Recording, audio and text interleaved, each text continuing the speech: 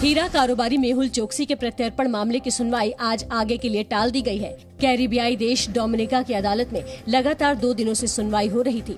सूत्रों के मुताबिक कोर्ट में अगली सुनवाई अब 1 जुलाई को हो सकती है। कोर्ट ने कहा है कि सुनवाई होने तक मेहुल चोकसी को डोमिनिका में ही रहना होगा। मेहुल को अवैध तरीके से घुसने के आरोप में डोमिनिका प्रशासन ने गिरफ्तार किया था। मेहुल पर सुनवाई टलने के बाद एंटीगुआ की कैबिनेट ने इमरजेंसी बैठक की है। एंटीगुआ ने कहा है कि मेहुल को जल्द से जल्द भारत को सौंपा जाए। भगोड़े मेहुल चोकसी पर पंजाब नेशनल बैंक से 13,500 करोड़ रुपए की धोखाधड़ी का आरोप है। विदेश मंत्रालय ने कहा है कि मेहुल चोकसी को भारत लाए जाने को लेकर हर संभव प्रयास जारी है।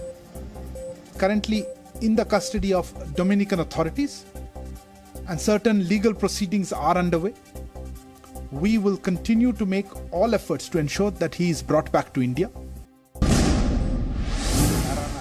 छात्रों और अभिभावकों के साथ हुई सीबीएसई की वर्चुअल बैठक में प्रधानमंत्री मोदी अचानक शामिल हो गए और 12वीं के छात्रों और उनके अभिभावकों के साथ लंबी चर्चा की। अच्छा, ये परसों जब आपने सुना, उसके पहले टेंशन थी और पेंशन गई, ऐसा है क्या? टेंशन गया? मतलब आपको एग्जाम का टेंशन होता है? सर, टेंशन तब होता है जब कुछ नहीं लगा सर। और युवा की सेहत सबसे ज्यादा जरूरी है, इसलिए इतना बेहतरीन निर्णय लिया गया, जिसके लिए हम आपके आभारी रहेंगे आजीवन। बैठक का आयोजन सीबीएसई ने किया था, जिसमें 12वीं की परीक्षा रद्द होने के बाद आगे की योजना पर छात्रों और अभिभावकों से बात करनी थी। तो शाहरुख खान को मिलने से इतना अच्छा नहीं लगा जितना आज आपको मिलने से लगा sir. It's a dream come true. आज उत्तर प्रदेश और महाराष्ट्र बोर्ड ने भी 12वीं की परीक्षा को रद्द करने का ऐलान कर दिया। सीबीएसई और आईसीएसई के बाद कई राज्यों ने अपने यहाँ 12वीं की परीक्षा रद्द कर दी है। प्रधानमंत्री नरेंद्र मोदी ने आज टोक्यो ओलंपिक को लेकर समीक्षा बैठक की। वीडियो कॉन्फ्रेंसिंग के जरिए हुई बैठक में पीएम मोदी ने एथलीटों को ट्रेनिंग करते रहने, ओलंपिक कोटा जीतने के लिए अंतर्राष्ट्रीय प्रतियोगिताओं में भाग लेना और एथलीटों के टीकाकरण पर बात की। प्रधानमंत्री मोदी ने टोक्यो ओलंपिक के लिए सभी खिलाड़ियों को शुभकामनाएं दी और जानकारी दी। 11 खेल विधाओं में कुल 100 एथलीटों ने टोक्यो ओलंपिक के लिए क्वालिफाई कर लिया है, जबकि 25 और एथलीटों के क्वालिफाई करने की उम्मीद है। इसके अलावा 26 पैरा एथलीटों ने क्वालिफाई किया है, जबकि 16 एथलीट के और क्वालिफाई करने की संभावना है। टोक्यो ओलंपिक के लिए भारतीय टीम ने तैयारियां तेज कर दी हैं और खेल मंत्री किरण रिजिजू की मौजूदगी में टीम की ऑफिशियल किट भी आज लॉन्च की गई। पहले तो ये कल्पना नहीं कर सकते थे कि प्रधानमंत्री जी का स्तर पर इतना बारीकी से ओलंपिक्स के बारे में, खेल के बारे में, खिलाड़ियों को लेकर के पूरा चर्चा करना। तो हम लोग पूरी तैयारी कर रहे हैं। हमारा दायित्व है कि खेल और खिलाड़ी वो सबसे आगे है और उसको प्राथमिकता हम दे करके काम करेंगे। कोरोना की वजह से साल 2020 में टोक्यो ओलंपिक स्थगित हो गया था, जिसका आयोजन इस साल 23 जुलाई से 8 अगस्त तक होना है। पश्चिम बंगाल के पूर्व मुख्य सचिव और मुख्यमंत्री ममता बनर्जी के मुख्य सलाहकार अल्पन बंदोपाध्याय ने केंद्र सरकार के नोटिस का जवाब दे दिया है। अल्पन बंदोपाध्याय ने कहा है कि वो प्रधानमंत्री नरेंद्र मोदी की बैठक में गए थे, लेकिन मुख्यमंत्री ममता बनर्जी के निर्देश के बाद वो बैठक से चले गए। उन्होंने जवाब में ये भी साफ किया है कि उनके ऊपर एनडीएमए एक्ट के तहत कार्रवाई क्यों नहीं की जा सकती है। केंद्र सरकार ने चक्रवाती तूफान यास के बाद प्रधानमंत्री नरेंद्र मोदी की समीक्षा बैठक में भाग नहीं लेने पर अल्पन बंदोपाध्याय को एनडीएमए के तहत नोटिस भेजा था, जिसका आज शाम तक उन्हें जवाब देना था। इससे पहले कल सूत्रों से खबर आई थी कि केंद्र सरकार ने कहा है कि अल्पन बंदोपाध्याय को मुख्य सचिव की तरह काम करना चाहिए था, न कि मुख्यमंत्री के निजी स्टाफ की तरह। दिल्ली में कोरोना की दूसरी लहर में मौत के आंकड़ों पर बीजेपी ने दिल्ली सरकार पर बड़ा आरोप लगाया है। बीजेपी प्रवक्ता संबित पात्रा ने आरोप लगाया कि पिछले 2 महीने में दिल्ली में 34,750 मृत्यु प्रमाण पत्र जारी किए गए, जबकि दिल्ली सरकार के आंकड़ों में मरने वालों की संख्या 9,916 है। बीजेपी ने दिल्ली में डेथ ऑडिट करने की भी मांग की। कुछ महत्वपूर्ण अधिकारियों ने एक मांग रखी है कि दिल्ली में डेथ ऑडिट भी किया जाए। जो संख्या दिया गया है और जो वास्तविक संख्या है, एक डेथ ऑडिट के लिए एक्सपर्ट बोल रहे हैं। दिल्ली की सरकार इस पे सफाई दे। बीजेपी ने दिल्ली सरकार पर कई और आरोप लगाए और सवाल किया कि दिल्ली सरकार ने ऑक्सीजन ऑडिट के लिए क्यों मना किया, दिल्ली में कोरोना की टेस्टिंग क्यों कम की गई। दिल्ली सरकार ने एक भी अस्पताल का निर्माण क्यों नहीं कराया? वैक्सीन पर दिल्ली सरकार ने झूठ क्यों बोला? और वैक्सीन की ग्लोबल टेंडरिंग में देरी क्यों की? दिल्ली के उप मुख्यमंत्री मनीष सिसोदिया ने बीजेपी के आरोपों पर पलटवार किया और एक बार फिर वैक्सीन की कमी का मुद्दा उठाया। 36,000 करोड़ रुपए जो रखे गए थे वैक्सीन के, देश में वैक्सीन बनने के 8 महीने बाद भी वैक्सीन की इतनी किल्लत क्यों है?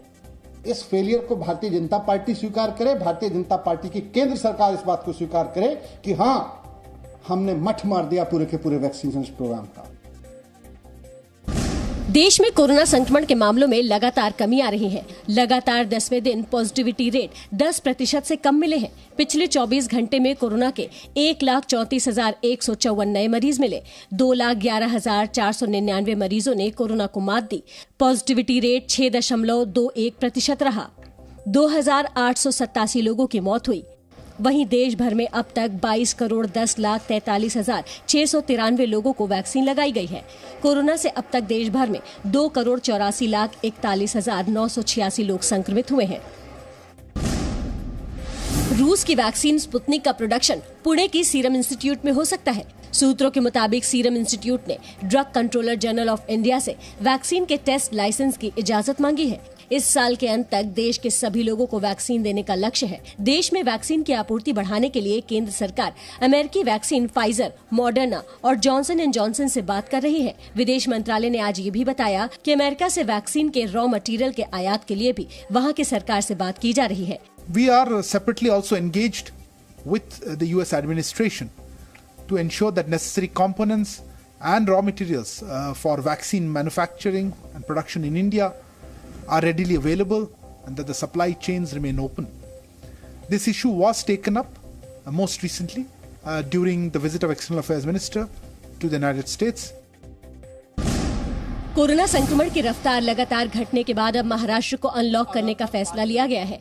महाराष्ट्र को 5 चरणों में अनलॉक किया जाएगा। पहले चरण में 5% से कम संक्रमण दर वाले 18 जिलों से कल से सभी पाबंदियां हटेंगी। इन जिलों में सैलून से लेकर सभी दुकानें, थिएटर, मॉल पूरी तरह से खोल दिए जाएंगे। दूसरे चरण में मुंबई अनलॉक होगी। हालांकि लोकल ट्रेन में आम लोगों को सफर करने की इजाजत नहीं होगी। पश्चिम बंगाल में अनलॉक की शुरुआत हो गई है। फिलहाल शाम 5 बजे से रात 8 बजे तक रेस्टोरेंट खोले जाएंगे, लेकिन इसके लिए सभी कर्मचारियों का वैक्सीनेशन होना जरूरी है। खुदरा सामानों की दुकानें अब 12 बजे से 4 बजे तक खुलेंगी। पहले ये सिर्फ 3 घंटों के लिए खुलती थी। केंद्र सरकार गरीबों के लिए राशन कार्ड बनाने का विशेष अभियान शुरू करने जा रही है। इसके तहत उन लोगों के राशन कार्ड बनाए जाएंगे जिनके राशन कार्ड अब तक नहीं बने हैं। करीब 2 करोड़ लोगों को राशन कार्ड दिए जाने का लक्ष्य है। केंद्र ने सभी राज्यों और केंद्र शासित प्रदेशों को राशन कार्ड अभियान शुरू करने को लेकर एडवाइजरी जारी की है। कोरोना की दूसरी लहर के दौरान केंद्र ने गरीब परिवारों के लिए प्रधानमंत्री गरीब कल्याण अन्न योजना घोषित की है। इसके तहत सभी राशन कार्ड धारकों को मई और जून महीने में प्रति व्यक्ति 5 किलोग्राम अतिरिक्त अनाज मुफ्त में दिए जाएंगे। योजना का लाभ उठाने के लिए लोगों के पास राशन कार्ड होना जरूरी है। जम्मू कश्मीर के त्राल में बीजेपी पार्षद राकेश पंडिता के हत्या मामले में परिवार ने इंसाफ की मांग की है। उनकी शहादत की खबर आपको कब मिली, कैसे मिली? रात को 12 बजे नेट पे। पहले जिन्होंने मर्डर किया उनको खिलाफ सख्त कार्रवाई होनी चाहिए। पता करना चाहिए कि कौन के पीछे थे और सख्त से सख्त कड़ी सजा मिलनी चाहिए उन्हें। राकेश पंडिता को कल आतंकियों ने गोली मारी थी, जिनकी इलाज के दौरान अस्पताल में मौत हो गई। हमले के वक्त पंडिता पुलवामा के त्राल में अपने मित्र के घर पर थे। हमले में उनके मित्र की बेटी भी गोली लगने से घायल हो गई। हमले के वक्त पंडिता के सुरक्षाकर्मी उनके साथ नहीं थे। बीजेपी ने कहा है कि पंडिता की हत्या की कीमत आतंकियों को चुकानी पड़ेगी। इसकी भारी कीमत इन पाकिस्तानी आतंकवादियों को चुकानी पड़ेगी। जमीन के पाताल से भी ढूंढ कर इन कायर पाकिस्तान के आतंकवादियों को मौत के घाट उतारेंगे। जम्मू कश्मीर में अनुच्छेद 370 हटने के बाद से आतंकी बीजेपी से जुड़े कई नेताओं की हत्या कर चुके हैं। Presenting B News app available on Google Play and App Store. Download it now.